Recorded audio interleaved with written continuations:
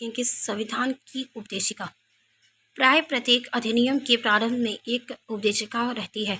उपदेशिका में उन उपदेशों का उल्लेख किया जाता है जिनकी प्राप्ति के लिए कोई अधिनियम पारित किया जाता है। न्यायाधिपति श्री सुब्बाराव के शब्दों में उपदेशिका किसी अधिनियम के मुख्य आदर्शों एवं आकांक्षाओं का उल्लेख करती है। उपदेशिका अधिनियम के उद्देश्यों एवं नीतियों को समझने में सहायक होती है। उच्चतम न्यायालय के अनुसार उपदेशिका संविधान निर्माताओं के विचारों को जानने की कुंजी है। संविधान की रचना के समय निर्माताओं का क्या उद्देश्य था या वे किन उच्चादर्शों की स्थापना भारतीय संविधान में करना चाहते थे, इन सब को जानने का माध्यम उपदेशिका ही होती है। हमारे संविधान का उपदेशिका इस प्रकार है। हम भारत के लोग भारत को एक संपूर्ण प्रभुत्व संपन्न समाजवादी पंथनिरपेक्ष लोकतंत्रात्मक गणराज्य बनाने के लिए तथा उसके समस्त नागरिकों को सामाजिक, आर्थिक एवं राजनीतिक न्याय, विचार, अभिव्यक्ति, विश्वास, धर्म और उपासना की स्वतंत्रता, प्रतिष्ठा और अवसर की सम प्राप्त कराने के लिए तथा उन सब में व्यक्ति की गरिमा और राष्ट्र की एकता और अखंडता सुनिश्चित कराने वाली बंधुता बढ़ाने के लिए दृढ़ संकल्प होकर अपनी इस संविधान सभा में आज तारीख 26 नवंबर 1949 को एदत द्वारा इस संविधान को अंगीकृत, अधिनियमित और आत्मर्पित करते हैं। उपदेशिका का संविधान के निर्वाचन में महत्व। इन री बेरुबारी यूनियन के मामले में उच्चतम न्यायालय ने यह मत व्यक्त किया कि उपदेशिका संविधान का अंग नहीं है। उच्चतम न्यायालय ने यह अभी निर्धारित किया कि उपदेशिका को संविधान का प्रेरणा तत्व भले ही कहा जाए, किंतु उसे संविधान का आवश्यक भाग नहीं कहा जा सकता। इसके न रहने से संविधान के मूल उद्देश्यों में कोई अंतर नहीं पड़ता। यह न तो सरकार को शक्ति प्रदान करने का स्रोत है और न ही उस शक्ति को किसी भी भांति निर्बंधित, नियंत्रित या संकुचित करती है। उपदेशिका का महत्व केवल तब होता है जब संविधान की भाषा अस्पष्ट या संदिग्ध हो। ऐसी अवस्था में संविधान के अर्थ को स्पष्ट करने के लिए उपदेशिका का सहारा लिया जा सकता है। जहां संविधान की भाषा असंदिग्ध है, उपदेशिका की सहायता लेना आवश्यक नहीं है। किंतु केशवानंद भारती के मामले बनाम केरल राज्य के मामले में उच्चतम न्यायालय ने बेरुबारी के मामले में दिए गए निर्णय को उलट दिया और यह अभी निर्धारित किया कि उपदेशिका संविधान का एक भाग है। किसी साधारण अधिनियम में उपदेशिका को उतना महत्व नहीं दिया जाता जितना संविधान में संविधान के उपबंधों के निर्वाचन में उपदेशिका का बहुत बड़ा महत्व है। मुख्य न्यायमूर्ति श्री सीकरी ने कहा कि इस मत के पक्ष में कोई आधिकारिक प्रमाण नहीं प्रस्तुत किया गया है कि जो शक्तियों के विषय में सही वही निषेधों एवं और परिसीमाओं के विषय में भी सही है।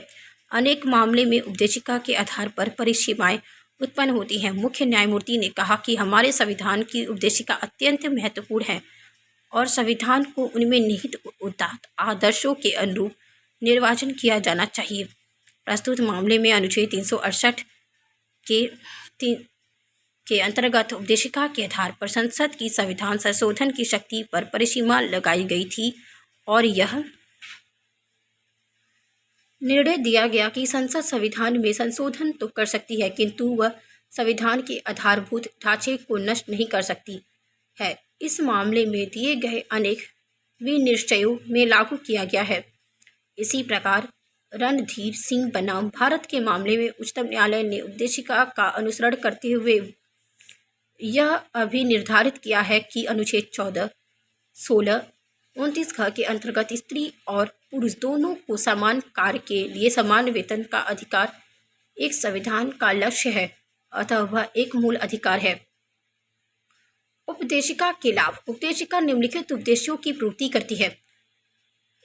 सब क्लॉज 1, संविधान का स्तोत्र क्या है, अर्थात भारत के लोग।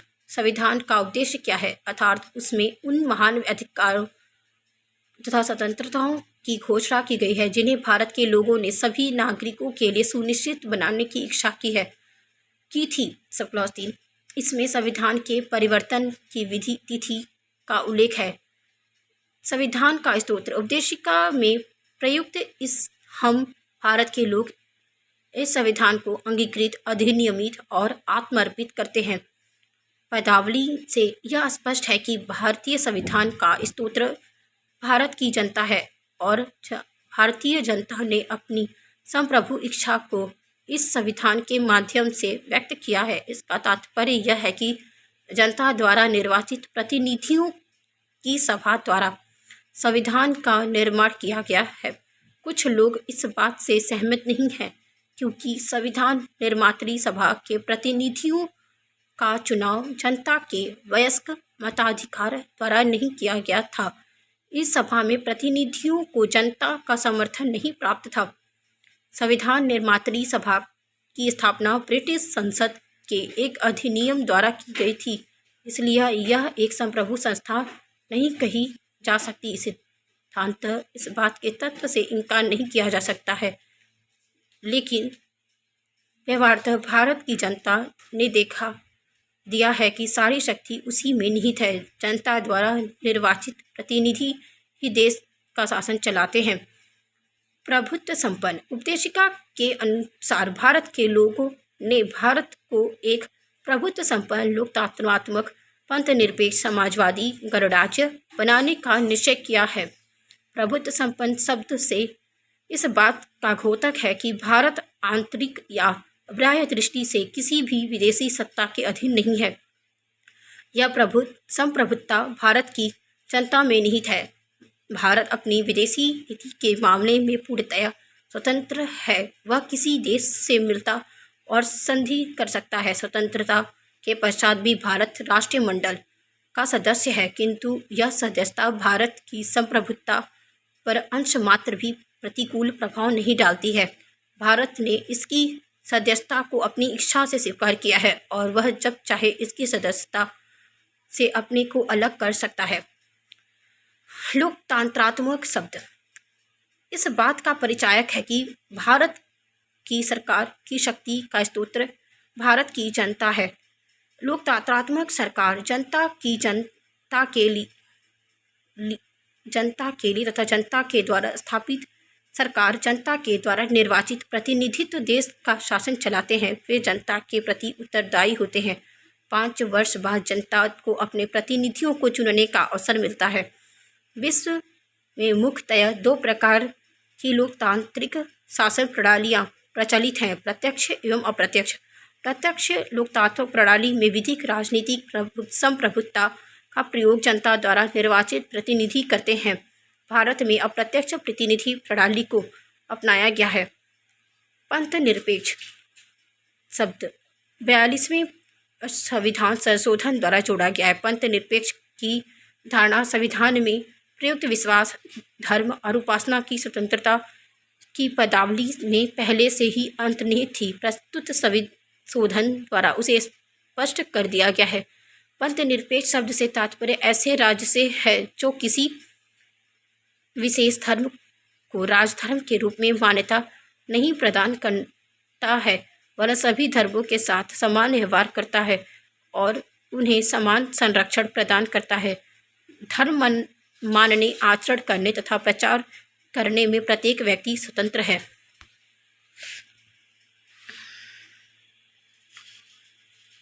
अरोड़ा राय बनाम भारत संघ के मामले में उच्चतम न्यायालय ने यह कहा कि पंथ निरपेक्षता का सकारात्मक अर्थ है, जिसके अनुसार सभी धर्मों का ज्ञान होना और उनके प्रति आदर का भाव होना चाहिए और उनके प्रति आपस में आदर की भावना का बीज पैदा करना है।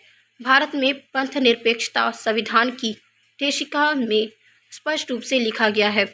संविधान के अनुच्छेद 25 से 28 तथा भाग 4 क में पंथ निरपेक्षता स्पष्ट है।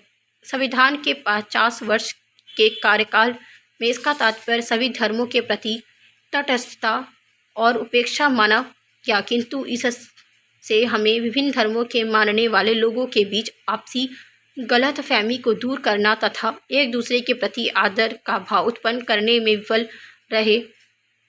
अतः हमें पंथ निरपेक्षता का सकारात्मक अर्थ लेना चाहिए। इसके अनुसार नागरिकों को धर्म का ज्ञान कराया जाना चाहिए ताकि उनमें एक दूसरे के प्रति आदर का भाव उत्पन्न हो। समाजवाद शब्द भी 42वें संविधान संशोधन द्वारा जोड़ा गया है। उपदेशिका में प्रयुक्त आर्थिक न्याय पदावली में समाजवाद की धारणा अंतर्निहित है। संविधान निर्माताओं ने इस आर्थिक न्याय पदावली की कोई निश्चित परिभाषा नहीं दी है। देश में किस प्रकार की आर्थिक व्यवस्था की स्थापना की जाए, इसको सरकार बनाने वाले लोगों को छोड़ दिया गया था। प्रस्तुत संविधान ने आर्थिक न्याय को एक निश्चित दिशा दिया है। समाजवाद शब्द की कोई निश्चित परिभाषा देना कठिन है। समाजवाद और लोकतांत्रिक दोनों प्रकार के संविधानों में इस शब्द का खुलेआम प्रयोग किया गया जाता है, किंतु इतना तो स्पष्ट ही है कि समाजवादी व्यवस्था में उत्पन्न के मुख्य साधनों पर सरकार का नियंत्रण होता है। नियंत्रण की मात्रा कितनी अधिक या कितनी कम है, इस आधार पर समाजवाद के वास्तविक स्वरूप का अवधारण किया जाता है। भारतीय संविधान ने इस दिशा में एक बीच का मार्ग अपनाया है। इसे मिश्रित अर्थव्यवस्था कहते हैं। भारतीय समाजवाद लोकतांत्रिक समाजवाद की स्थापना के प्रयास में अग्रसर है। प्रस्तावना में समाजवादी शब्द के साथ लोकतांत्रिक शब्द के रूप प्रयोग से यह स्पष्ट है। लोकतांत्रिक और समाजवाद के इस अनोखे समाशय के प्रयास की परिकल्पना इस दशा के नवीन कदम है।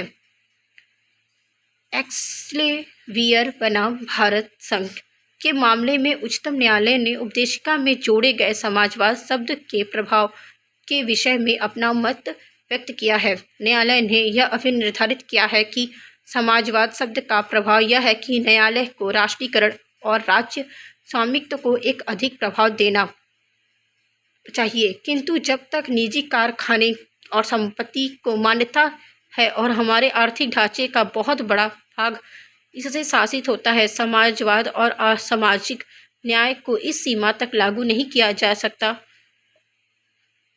और निजी स्वामित्व वाले वर्ग के हितों की उपेक्षा नहीं की जा सकती है। DS नकारा बनाम भारत संघ के मामले में उच्चतम न्यायालय ने यह अभिनिर्धारित किया है कि समाजवाद का मूल तत्व कमजोर वर्ग और कर्मकारों के जीवन स्तर को ऊंचा करना है और उनके लिए जन्म से मृत्यु तक सामाजिक सुरक्षा की गारंटी देना है। इसका अर्थ आर्थिक समानता एवं आय के समान वितरण से है। यह गांधीवाद और मार्क्सवाद का अनोखा मिश्रण है जो निश्चित रूप से गांधीवाद की ओर झुका हुआ है। यह वही समाजवाद का स्वरूप है जिसकी स्थापना हम भारत में करना चाहते हैं। अखंडता शब्द भी 42वें संविधान संशोधन द्वारा समाविष्ट किया गया है। इस शब्द का समावेश पृथकवादी प्रवृत्तियों को रोकने के लिए किया गया है। यह अवधारणा संविधान की संघात्मक प्रवृत्ति में ही है निहित है। अनुच्छेद 1 में प्रवृत्त भारत राज्यों का एक संघ होगा। पदावली का प्रयोग संविधान के जानकों ने इसी उद्देश्य से किया है, जिससे यह स्पष्ट है कि भारतीय संघ के किसी भी राज्य को अलग होने का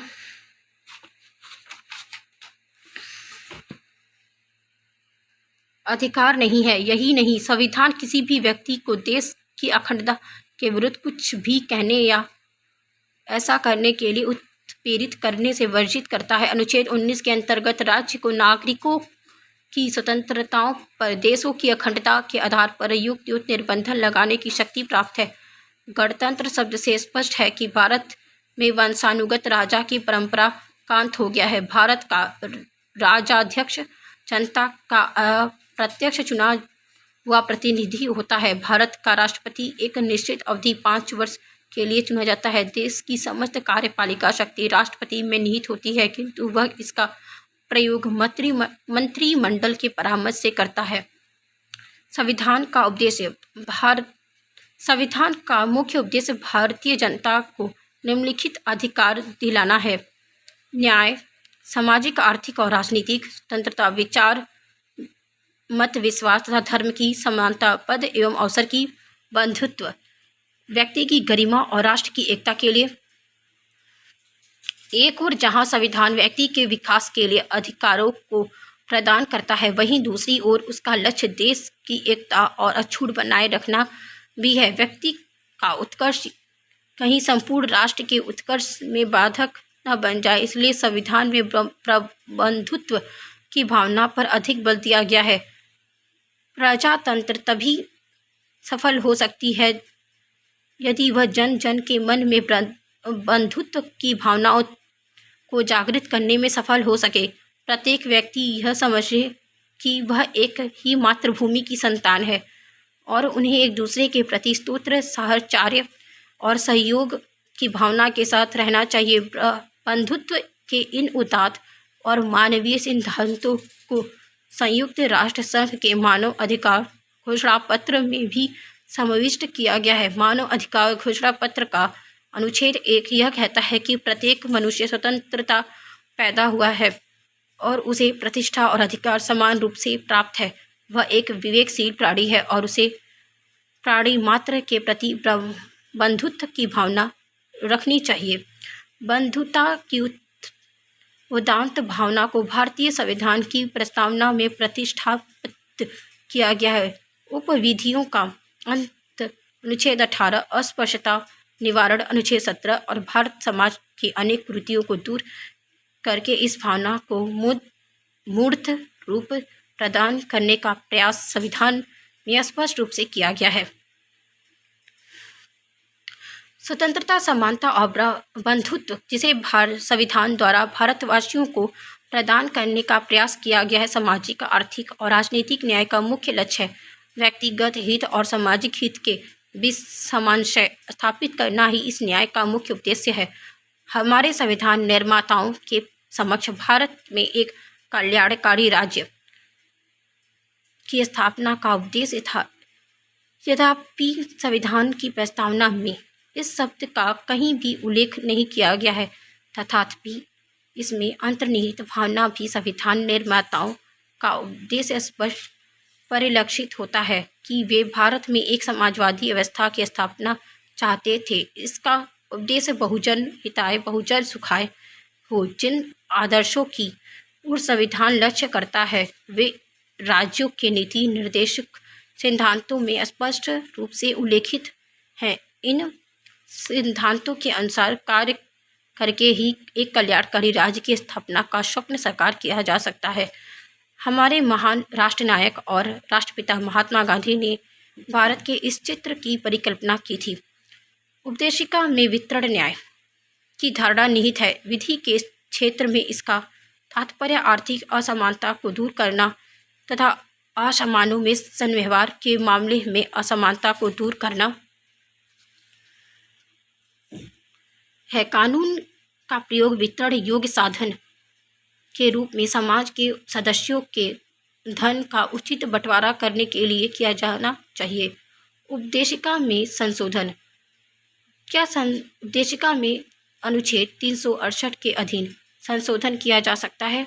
केशवानंद भारती बनाम केरल राज्य के मामले में सरकार की ओर से यह तर्क दिया गया कि चूंकि उपदेशिका भी संविधान का भाग है अतः अनुच्छेद 368 के अंतर्गत उसमें भी संशोधन किया जा सकता है। अपीलार्थी की ओर से कहा गया कि अनुच्छेद 368 द्वारा प्रदत्त संशोधन की शक्ति सीमित है और उपदेशिका स्वयं संशोधन की शक्ति पर विवक्षित परिसीमा लगाती है। उपदेशिका में संशोधन का आधारभूत ढांचा निहित है जिसको संशोधन करके नष्ट नहीं किया जा सकता है, क्योंकि यदि उसमें कोई भी निकाल दिया जाए तो संविधात्मक ढांचे का गिर जाना निश्चित है। उच्चतम न्यायालय ने बहुमत से यह अभिनिर्धारित किया कि उपदेशिका संविधान का भाग है अतः इसमें संशोधन किया जा सकता है, किंतु न्यायालय ने स्पष्ट किया कि उपदेशिका के उस भाग में संशोधन नहीं किया जा सकता है जो आधारभूत ढांचे संबंधित है। न्यायाधिपति सेल्ट और ग्रेवर ने यह अवलोकन किया कि प्रत्यार्थियों की ओर से दी गई दलील का कि स्वयं उपदेशिका में फेरफार परिवर्तन अथवा उसका निरसन किया जा सकता है। असाधारण स्थिति है। साधारण अधिनियमों के बारे में यह सही हो सकता है, किंतु ऐतिहासिक पृष्ठभूमि तथा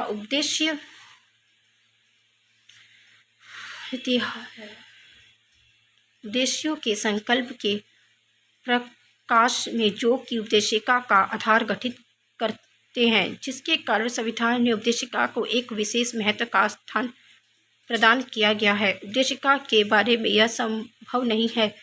वह भारत के इतिहास में एक युगांतरकारी घटना है और उन ऐतिहासिक तथ्यों का उल्लेख करती है जिन्हें भारत के लोगों ने अपने भावी विधि को ढालने के लिए संकल्प किया था। यह सोचा भी नहीं जा सकता है कि संविधान निर्माताओं ने कभी इस बात की कल्पना की थी कि वे स्वयं उपदेशिका को ही निराकृत अथवा विलुप्त करने की मांग की जाएगी। 42वें संविधान संशोधन द्वारा यह स्पष्ट कर दिया गया है कि संसद को उपदेशिका में संशोधन करने की शक्ति है। संशोधन द्वारा केशवानंद भारती के मामले में दिए गए निर्णय के प्रभाव को दूर करने का प्रयास किया गया है, जिसमें यह निर्णय दिया गया है कि उपदेशिका उस भाग में जो मूल ढांचे से संबंधित है संशोधन नहीं किया जा सकता है, किंतु जब तक केशवानंद भारती का निर्णय उलट नहीं दिया जाता है, उपदेशिका में किए गए संशोधन को इस आधार पर चुनौती दी जा सकती है कि वह उपदेशिका में निहित किसी आधारभूत ढांचे को नष्ट करता है।